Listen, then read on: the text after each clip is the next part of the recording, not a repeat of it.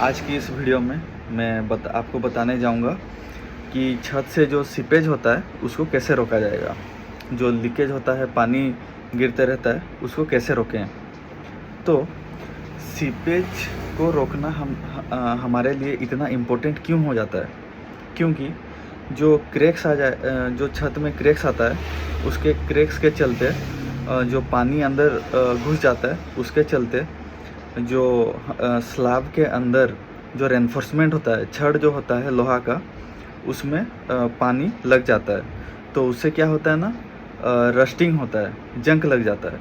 और जंक लगने से वो अगर कमज़ोर हो जाएगा तो वो छत को डैमेज कर देता है। तो मैं पहले बता देता हूँ कि क्रैक्स कैसे आता है छत में। अब पहला रीज़न है कि कंक्रीट कास्टिंग चलता रहता है, तो उस टाइम अगर वाटर सीमेंट रेशियो अगर बहुत ज़्यादा हो जाता है, मतलब अगर कंक्रीट में ज़्यादा पानी मिला दिए उसका वर्केबिलिटी बढ़ाने के लिए, तो उसके चलते क्रैक्स हो जाएगा। क्योंकि ज़्यादा पानी अगर हुआ तो जब सूखने के बाद कंक्रीट उसमें वॉइड्स आ जाता है, तो वॉइड्स आया मतलब सीपेज होगा। तो वर्केबिलिटी बढ़ाने के लिए, वर्केबिलिटी मतलब होता है कंक्रीट के साथ काम करना कितना इजी है, तो पानी मिलाने से लेबर लोग को इजी होता है उसके साथ काम करने में, उसको डालने में। तो इसलिए वो लोग ज़्यादा पानी मिला देते हैं। तो पानी ना मिलाए बोल के उसके लिए अलग लिक्विड आता है, जैसे कि आपका डॉक्टर फिक्सिट का LW+, उसको यूज कीजिए। तो उससे क्या होगा ना, उसका वर्केबिलिटी बढ़ेगा, काम करने में इजी होगा, और वाटर सीमेंट रेशियो भी नहीं बढ़ेगा और वॉइड्स भी उतना नहीं आएगा। और फिर नेक्स्ट आपका होता है नीडल वाइब्रेटर या प्लेट वाइब्रेटर का यूज ना करना। वाइब्रेटर्स यूज करने से वॉइड्स कम होता है, जिसके चलते सीपेज भी कम होगा। नेक्स्ट है आपका सीमेंट, अगर एक्सेस ही यूज कर दिए हैं आप, तो उसके चलते भी क्रैक्स आ जाता है। फिर व्हीकल्स का, जो गाड़ियों का वाइब्रेशन के चलते घर वाइब्रेट हो जाता है, उसके चलते भी डैमेज हो जाता है। फिर क्यूरिंग ठीक से नहीं हो पाता है, मतलब पानी 28 डेज तक देना चाहिए, वो ठीक से प्रॉपरली नहीं किया जाता है। तो ये सब होता है कुछ रीजंस। तो हम लोग आगे बढ़ते हैं कि वो क्रैक्स फिलअप करना है, उसका प्रोसीजर है। पहले जो स्लैब है, रूफ स्लैब, उसको पहले क्लीन कर दीजिए प्रॉपरली। क्लीन मतलब डस्ट उससे मतलब साफ़ कर दीजिए। ऑयल या ग्रीस होगा उसको साफ़ कर दीजिए ठीक से।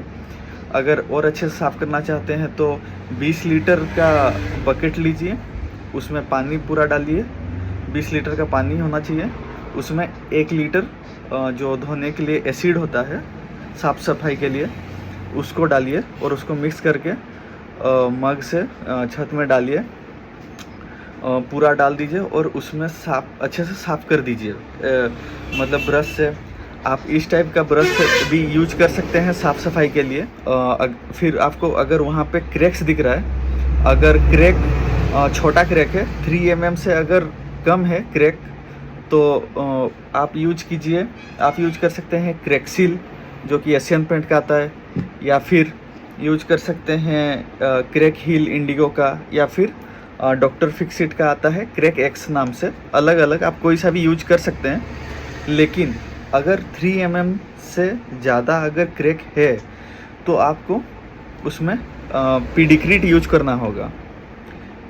इसको पीडिक्रीट को सीमेंट मोटर में, सीमेंट मोटर 1:3 रेशियो में इसको 10 to 15% डालना होगा, और पानी लगभग सीमेंट का 20% आपको डाल के उसको बनाना होगा। उसको बोलते हैं PMM, polymer modified motor.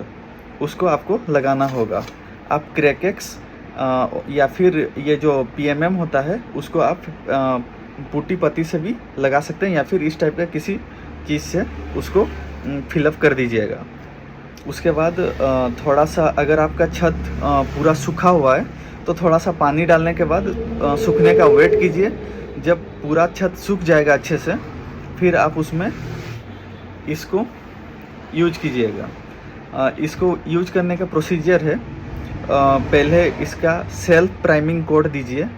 Self priming coat होता है मतलब इसी को ही प्राइमर के हिसाब से यूज करना है।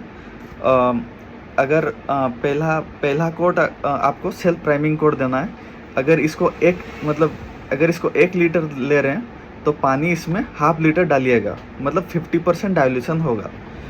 तो उसको मिक्स कीजिए अच्छे से, फिर उसको 100 स्क्वायर फीट के अंदर उसको 1 लीटर उसका कवरेज होना चाहिए।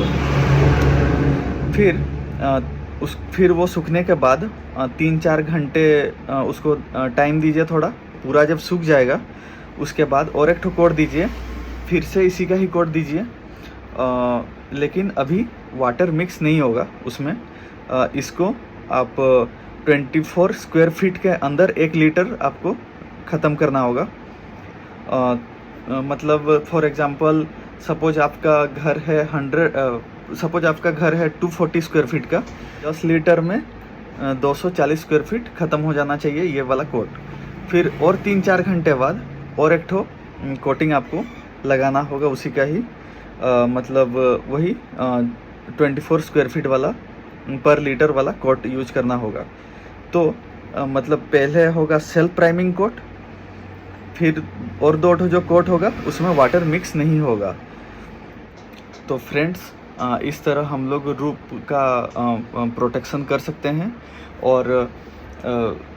और ये अगर डॉक्टर फिक्सिट यूज करेंगे तो 10 डिग्री सेंटीग्रेड तक उसका रूफ सरफेस का टेम्परेचर भी कम हो जाएगा, जिससे उतना रूम में इतना टेम्परेचर नहीं फील होगा। मैं और एक बात इसमें ऐड करना चाहूँगा कि अगर सपोज इसमें आप अलग कलर का लेते हैं वाइट छोड़ के, या फिर इसको अगर टिंट करवाते हैं, इसका मतलब ये है कि इसको अगर कलर मिक्स करके अलग कलर बना देंगे, फिर उसको छत में मारेंगे, तो मतलब 10 डिग्री सेंटीग्रेड तक वो नहीं दे पाएगा, उससे कम ही देगा। तो इसलिए अगर आप चाहते हैं कि रूफ को ठंडा रखना तो वाइट मारना बेटर रहेगा। और अगर आपको ये वीडियो अच्छा लगे तो सब्सक्राइब कर दीजिएगा, लाइक और कमेंट भी कर दीजिएगा।